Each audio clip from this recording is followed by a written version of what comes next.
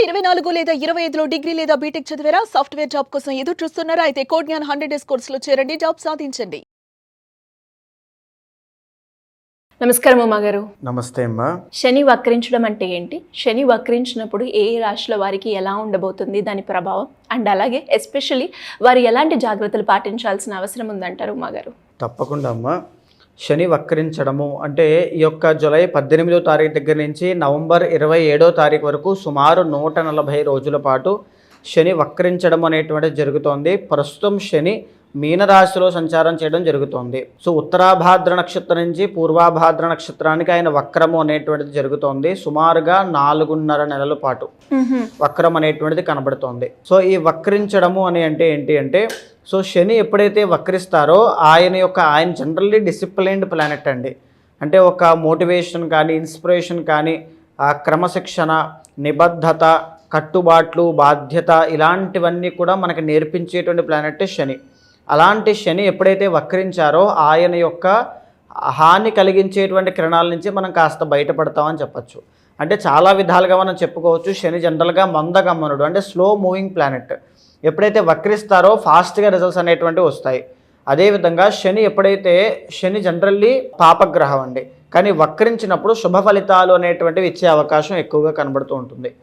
అయితే వక్రించడము అని అంటే శుభాలు జరుగుతాయి అన్నమాట. శుభాలు జరుగుతాయి. సో శని వక్రించడము అని అంటే ఏంటి అంటే, జనరల్లీ వక్రించడం అంటే వెనక్కి ట్రావెల్ చేయడం అని అనుకుంటూ ఉంటారు. సో వక్రించడం అంటే ట్రావెల్ చేయడం కాదు. సౌరమండలంలో నిజానికి ఏ గ్రహము కూడా వెనక్కి వెళ్తున్నట్టుగా మనకు ఎవరికి కూడా కనబడదు. అంటే ఏదైతే గ్రహాలు తమ యొక్క కక్షల్లో ప్రయాణం చేస్తూ ఉంటాయో, శీఘ్రంగా ఫాస్ట్ మూవింగ్ ప్లానెట్ అనేటువంటిది ముందుకు వెళ్ళినప్పుడు, స్లో మూవింగ్ ప్లానెట్ వెనకాల ఉన్నప్పుడు మనకి వక్రించడము అనేటువంటిది మనకి కనబడుతూ ఉంటుంది. అది దృష్టి మీద కాదు, అది ఒక భ్రాంతి మాత్రమే.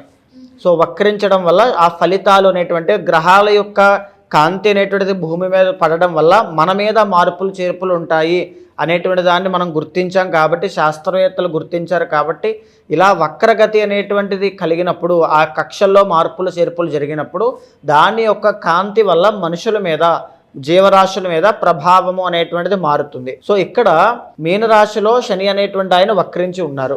సో శనికి ఎప్పుడు కూడా 3 దృష్టులు ఉంటాయి సిరిగారు. అంటే 3వ స్థానము, 7వ స్థానము, 10వ స్థానము. ఉదాహరణకి ఆయన మీనరాశిలో సంచారం చేస్తూ ఇప్పుడు వక్రించారు. ఆయన యొక్క దృష్టి ఫస్ట్ 3వ దృష్టి ఎక్కడ ఉంటుంది? వృషభ రాశి మీద సంచారం చేస్తూ ఉంటుంది ఆయన యొక్క దృష్టి. సో ఒక్కొక్క రాశి రీత్యా వృషభ రాశికి సంబంధించి ఎలా ఉంటుంది అనేటువంటిది మనం చూడొచ్చు. తర్వాత 2వ దృష్టి 7వ స్థానం మీద ఉంటుంది, 3వ దృష్టి 10వ స్థానం మీద ఉంటుంది. సో ఈ యొక్క దృష్టి వీక్షణల రీత్యా ఒక్కొక్క రాశికి ఒక్కొక్క రకమైనటువంటి ఫలితాలు అనేటువంటివి చెప్పబడుతూ ఉంటాయి. కొంతమందికి శుభ ఫలితాలు ఉంటాయి, కొంతమందికి అశుభమైనటువంటి ఫలితాలు ఉంటాయి. ఉమా గారు, మరి మీరు అన్నట్టుగానే శని వక్రించడం వల్ల ధనుసు రాశి వారికి ఎలాంటి ప్రభావం ఉండే అవకాశం ఉందంటారు? వారు ఎలాంటి జాగ్రత్తలు తీసుకోవాలి? తప్పకుండా అండి. ధనస్సు రాశి జనరల్గానే ఒక శనిగ్రహం అనేటువంటిది మీనరాశిలో వక్రించడం చేత, అంటే ధనస్సు రాశి వాళ్ళకి అది 4వ స్థానం అవుతుందండి. ఆల్రెడీ ఇప్పుడు వాళ్ళకి అర్ధ అష్టమ శని దోషము అనేటువంటిది నడుస్తుంది. అంటే 4వ స్థానంలో శని ఉండడము.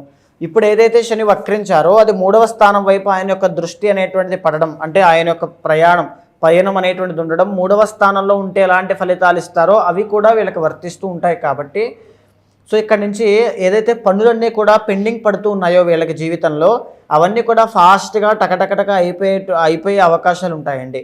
ఆరోగ్య సమస్యలు తగ్గడం, అట్ ద సేమ్ టైం మళ్ళీ ఇంకొక విషయంలో ఆరోగ్య సమస్యల విషయంలో జాగ్రత్తగా ఉండాలి. అది కూడా చెప్తాను. ఎందుకు అంటే కుటుంబ పరంగా ఉన్నటువంటి సమస్యలు కావచ్చు, బంధుమిత్రులతో ఉన్నటువంటి సమస్యలు కావచ్చు, భూ వివాదాలు కానీ, గృహ నిర్మాణాల విషయంలో ఉన్నటువంటి సమస్యలు కానీ సాల్వ్ అయ్యే అవకాశాలు వీళ్ళకు ఉంటాయి. అయితే వీళ్ళకి శనిగ్రహానికి 3 దృష్టిలు ఉంటాయండి. 3, 7, 10 స్థానాల మీద ఆయన యొక్క దృష్టి అనేటువంటిది పడుతుంది.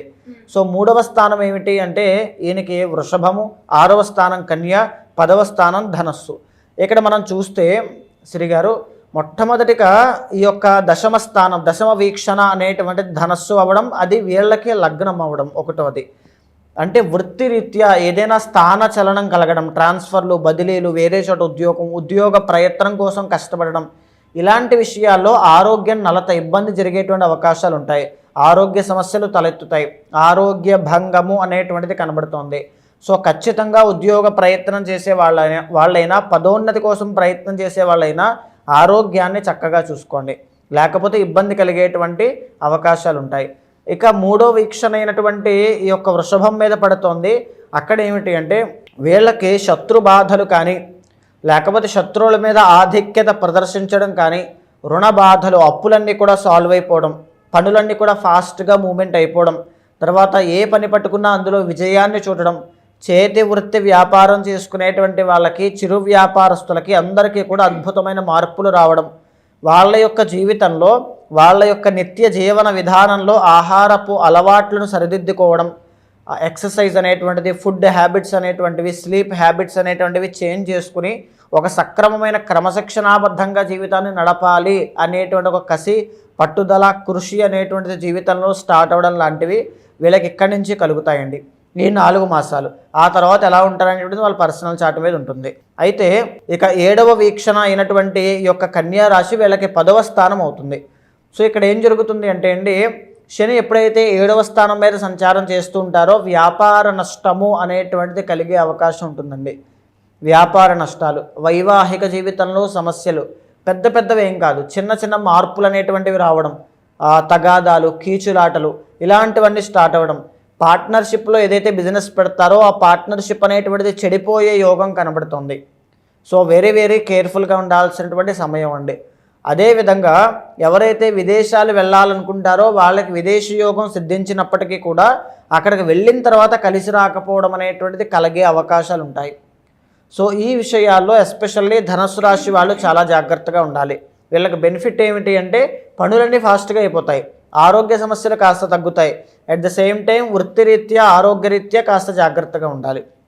సో ఇక్కడ శనిగ్రహము అనేటువంటిది ప్రస్తుత ధనుస్సు రాశి వాళ్ళకి పాపి అయినప్పటికీ, దోషాన్ని పట్టినప్పటికీ కూడా ఈ 4 మాసాలు వీళ్ళకి ఒక సువర్ణ అవకాశం లాంటిది. మీరు ఎంత ఉపయోగించుకొని, ఎంత ప్రయత్న బలాన్ని, ఎంత సంకల్ప శక్తిని పెడితే, అంత ఎఫర్ట్స్ అనేటువంటివి ఎన్ని పెడితే అంత రిజల్ట్స్ అనేటువంటివి మీకు కనబడతాయి. మీ పర్సనల్ చార్ట్లో శని అనేటువంటి గ్రహము శుభుడా పాపియా అనేటువంటిది ఒక్కసారి చూసుకోండి.